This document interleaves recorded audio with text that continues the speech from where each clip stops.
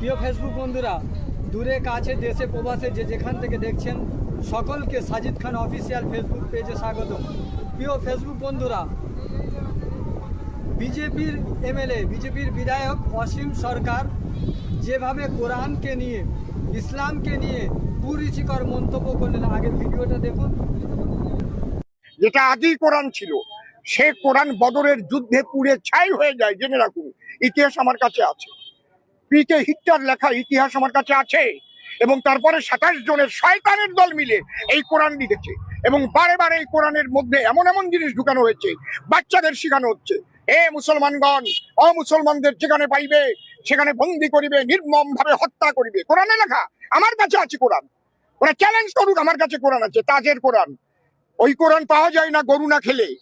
21,000 টাকা বিল হয়েছিল carnival nursing হোমে, সেই টাকা আমি দিয়ে বাংলাদেশ থেকে কোরআন কালেকশন।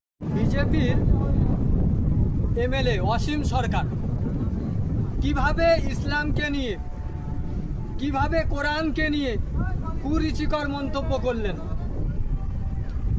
এই শুয়োরের বাচ্চা অসীম সরকার, যার বাপের কোনো ঠিক নাই, যে হাজার কোডাকের জন্ম, এই শুয়োরের বাচ্চা যার রক্তের কোনো ঠিক নাই, যে বেজম্মা, কিভাবে ইসলামকে নিয়ে কুরুচিকর মন্তব্য করলেন।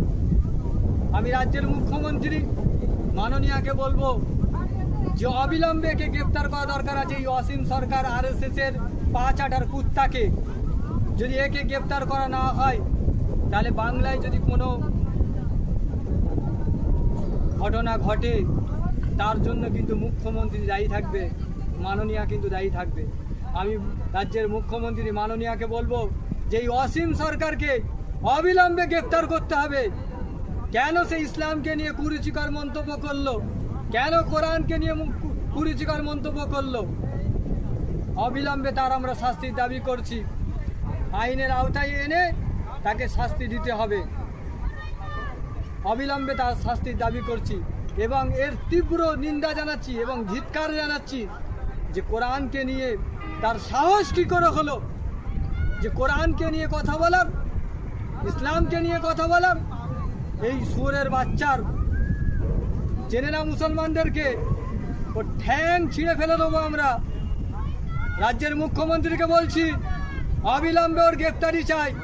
যদি না হয় বাংলায় যদি কোনো ঘটনা ঘটে তার জন্য আপনি দায়ী থাকবেন।